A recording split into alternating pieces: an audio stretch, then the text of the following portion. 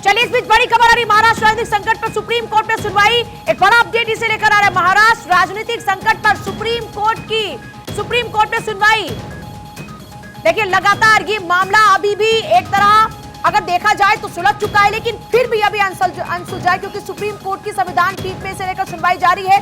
शिवसेना एक तरफ जहां शिंदे गुट की हो चुकी है, वहीं दूसरी तरफ लगातार दूसरा पक्ष भी अड़ा हुआ है और उनका कहना यह कि चोरी हो चुकी है, हमारी शिवसेना वापस लाकर ही रहेंगे। और इसको लेकर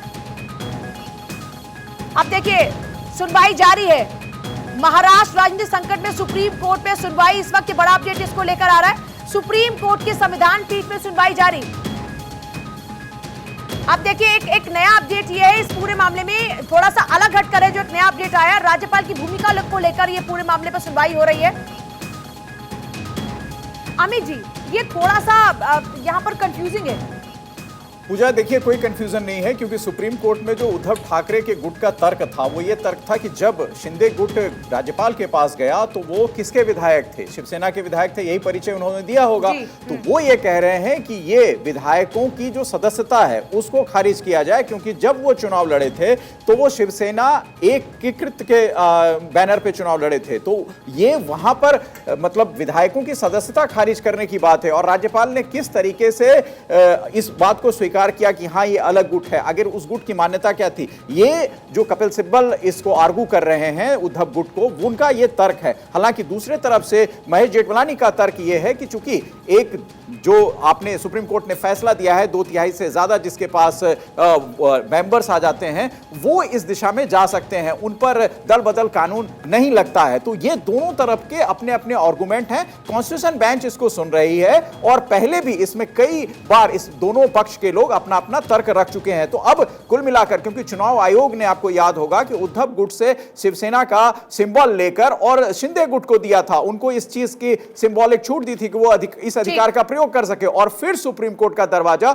उद्धव गुट ने खटखटाया था कि अब फिलहाल जो चुनाव आयोग का फैसला है उसको फ्रीज किया जाए, उसको रोका जाए। तो यह सुनवाई पूजा मुख्य तौर पर उसी दिशा में आगे बढ़ रही है। मतलब मामला वही है और यहां पर जो भूमिका है राज्यपाल की उसे लेकर यहां जो आर्गुमेंट है वो किया जा रहा है। सुप्रीम कोर्ट ने संदिग्ध माना इस भूमिका को ही, और अमित जी ने इसको बेहतर एक्सप्लेन भी किया। सुमित का रुख कर लेते हैं। सुमित, सुप्रीम कोर्ट में जो इस वक्त संवैधानिक पीठ इस पूरे मामले को लेकर सुनवाई कर रही है और क्या कुछ आर्गुमेंट्स हो रहे हैं अंदर?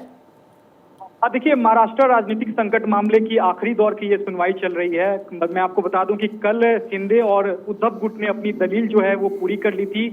आज सुबह 11 बजे से राज्यपाल की ओर से सॉलिसिटर जनरल तुषार मेहता जो है वो दलील रखना उन्होंने शुरू किया। उसके बाद सीजीआई डीवाई चंद्रचूड़ ने राज्यपाल की भूमिका पर कई सवाल उठाए। उन्होंने पूछा सॉलिसिटर जनरल तुषार मेहता से, जो कि राज्यपाल की ओर से पेश हुए थे। सुप्रीम कोर्ट ने पूछी क्या विश्वास मत बुलाने के लिए कोई संवैधानिक संकट था? राज्यपाल ने कैसे अंदाजा लगा लिया कि आगे क्या होने वाला है? उन्हें इस तरह विश्वास मत नहीं बुलाना चाहिए था, उनको खुद यह पूछना चाहिए था कि 3 साल तक सरकार चलने के बाद क्या हुआ।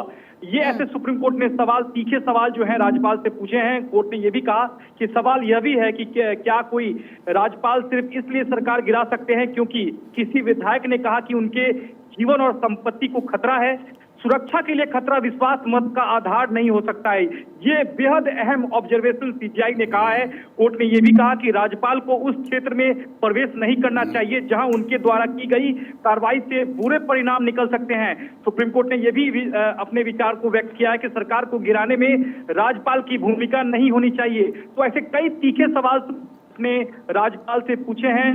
सॉलिसिटर जनरल तुषार मेहता राज्यपाल के लिए पेश हुए थे। उन्होंने कोर्ट ने कहा है कि अगर इस तरह की राज्यपाल की ओर से की जाती है तो लोकतंत्र के लिए यह तस्वीर बेहद दुखदाई है। एक तरह से राज्यपाल की भूमिका सीजीआई ने चिंता व्यक्त की है कि इस तरह से लोकतंत्र में अगर राज्यपाल खुद फ्रंट पर आकर अगर सरकार गिराने में अगर उनका कार्य रहता है तो यह लोकतंत्र के लिए दुखदाई है।